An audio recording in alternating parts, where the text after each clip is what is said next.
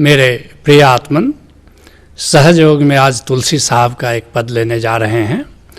तुलसी साहब का जन्म 1763 ईस्वी में हुआ और 1843 ईस्वी तक हाथरस और उसके आसपास तुलसी साहब अलख जगाते रहे। आज जो भी भारत में संत मत है, कहीं न कहीं उसके तार तुलसी साहब से जुड़े हैं। चाहे वह राधा स्वामी का मत है, कि सच्चा सौदा का है, कि सावन कृपाल मिशन का है, या भागलपुर में जो देवी साहब का स्थान है, या महर्षि मेही महाराज का स्थान है, ये सब कहीं न कहीं तुलसी साहब से जुड़े हैं। और भारतीय अध्यात्म में, विशेषकर आधुनिक अध्यात्म में तुलसी साहब का बहुत बड़ा योगदान है। तुलसी साहब कहते हैं, सुरति शब्द चिन्हे बिना यह सब झूठा खेल। ये धर्म के नाम पर जो भी हो रहा है, यज्ञ करो कि अनुष्ठान करो, कि योग करो, कि तप करो, कि व्रत करो, यह सब झूठा खेल है। ये खेल की तरह है। लेकिन जिस धर्म में शब्द जुड़ गया, ओंकार जुड़ गया और सुरति जुड़ गई, ओंकार को सुनने की जो शक्ति है उसको सुरति कहते हैं। सारा वास्तविक धर्म सुरति और शब्द के इर्द गिर्द चलता है। और जिस धर्म में सुरति और शब्द नहीं है, समझ लेना कि वह थोथा धर्म है, वो मिथ्या धर्म है। इसको एक नए अंदाज में सुनो। सगुण में अटक रहे हैं भक्त, भटक गए निर्गुण में ज्ञानी, मध्य में तूने हमें सुनाई अनहद की मीठी वाणी। ओशो के प्रति निवेदित एक गीत है हमारा, कि सगुण में सब जितने भक्त हैं वो सब अटक गए, मंदिर में अटक गए, मस्जिद में अटक गए, और भटक गए निर्गुण में ज्ञानी, और निराकार में सारे ज्ञानी भटक गए, कर्म योग से लेकर के सांख्य योग तक। लेकिन मध्य में तूने हमें सुनाई अनहद की मीठी वाणी।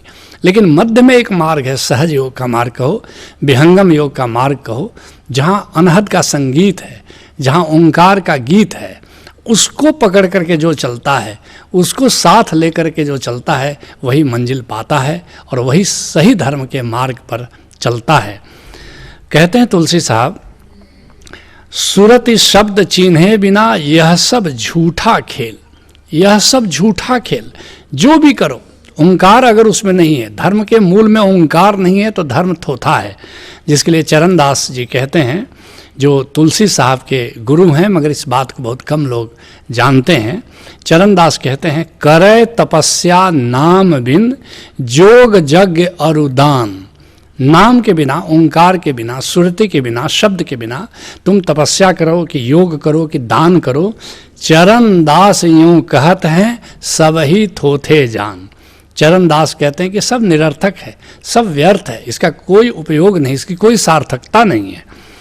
कहते हैं तुलसी साहब, शैल श्रुति सहज समावय।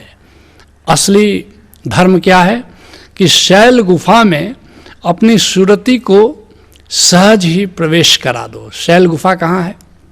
वह जो तुम्हारे भीतर है। धर्मस्य तत्वम निहितम गुहायाम महाजनो ये न गतः सपंथा। ऐसा युधिष्ठिर कहते हैं यक्ष से, कि धर्म का तत्व भीतर की गुफा में है, जो निराकार है, वही तुम्हारे भीतर की शैल गुफा है।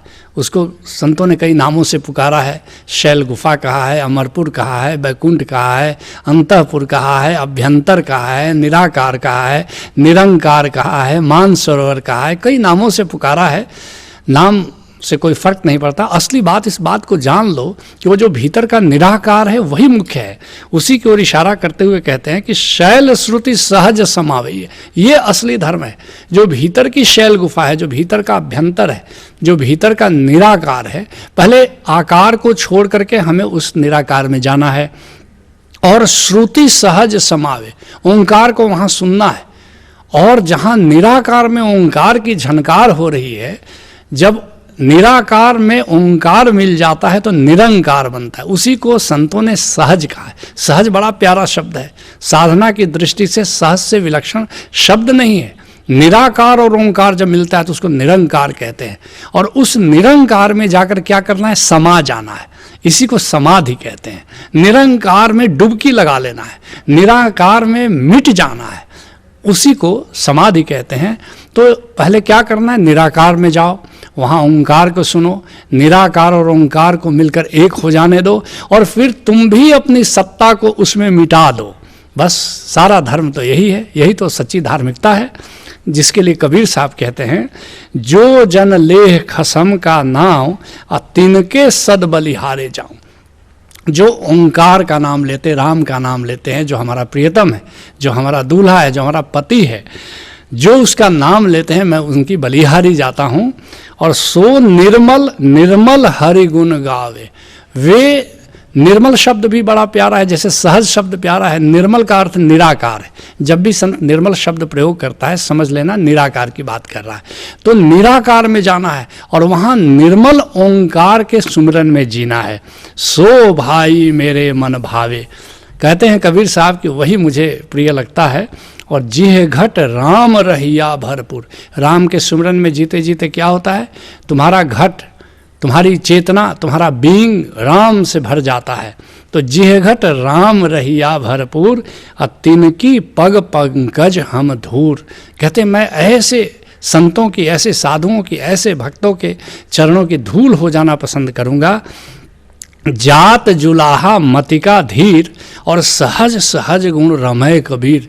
कहते मेरी ओर देखो, कबीर साहब कहते हैं कि मैं जाति का जुलाहा हूँ, जाति का नीच हूँ, लेकिन और मति का धीर हूँ, बुद्धि भी ज़्यादा नहीं है, मंद बुद्धि वाला हूँ, लेकिन सहज सहज गुण रमय कबीर।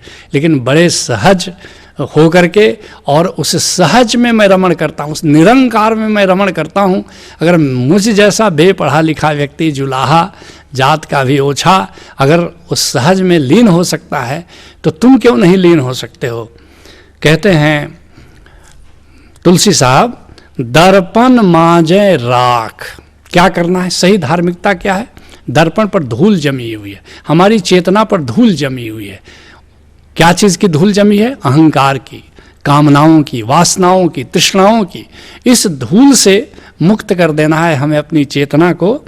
जिसे इसको एक नए अंदाज में सुनो, माना कर्मों की धूल जमी जन्मों जन्मों से दर्पण पर इसी जन्म के हवन कुंड में सारी हविषा अर्पण कर, वर्षों का काला अंधियारा खोता जब होता उजियारा, आलोकम शरणम गच्छामि भज ओशो शरणम गच्छामि। वर्षों का अंधेरा क्यों न हो, क्षण भर में रोशनी जलाओ और अंधेरा विदा हो जाता है।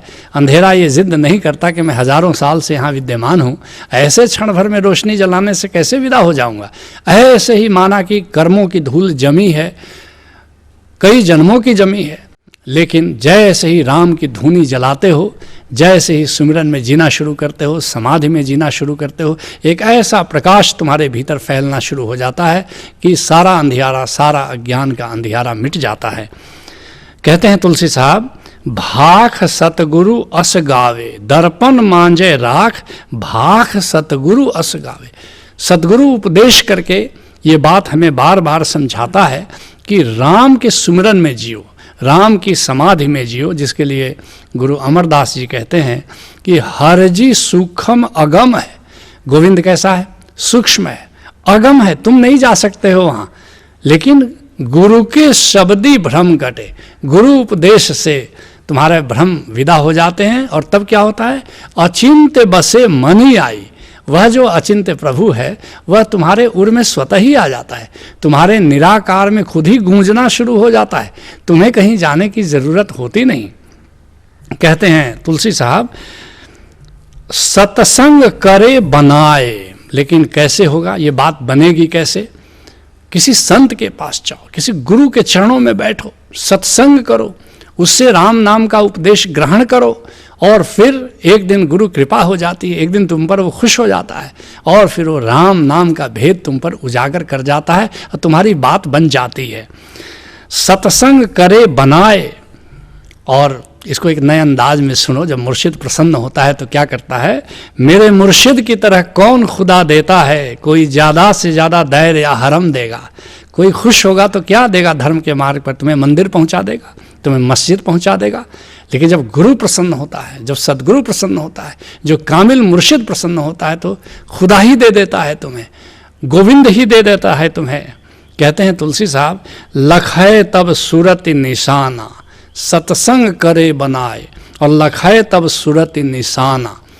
पहले सत्संग करो, फिर सतगुरु की कृपा होगी, वो ओंकार का ज्ञान देगा, और तब क्या करेगा, उस सूरती की कला देगा, ओंकार को सुनने की कला देगा। मगर यहाँ भी रुक नहीं जाना है, फिर आगे का भेद बता रहे हैं तुलसी साहब। लखै तब सुरति निशाना, और सुरति का निशाना कहाँ है? सुरति की मंजिल कहाँ है? निराकार है, निरंकार है, सहज है।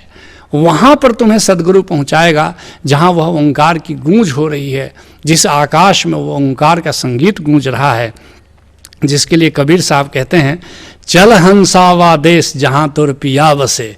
हमारा प्रियतम कहाँ बसता है? वो भीतर जो निराकार है वहीं हमारा प्रियतम बसता है, और वहाँ जाना है, जिसके लिए कहते हैं तुलसी साहब, भवन गवन कियो बास। वह जो भवन है निराकार का, वहाँ जाकर के वास करना है, वहाँ जाकर के बसना है, जिसके लिए राजस्थान के दरिया साहब कहते हैं, गिरह हमारा शून्य में अनहद में विश्राम। वहाँ पर जहाँ शून्य है वहाँ हमें जाना है, वहीं विश्राम करना है। और कहते हैं तुलसी साहब, सूरती घर अपना जाना, उसको अपना घर बना लो। गिरह हमारा शून्य में, संसार हमारा घर ना हो, वह शून्य हमारा घर हो जाए। कहते हैं तुलसी साहब, तुलसी झमक चढ़ाए के पति से कीन्हा मेल। और फिर अपनी सुरति के ऊपर निरंकार में चढ़ाते चले जाओ, चढ़ाते चले जाओ, भीतर के आकाश में चढ़ाते चले जाओ, और पति से कीन्हा मेल, और प्रियतम से, गोविंद से वहाँ मिलन करो, वहाँ समाधि में जाओ।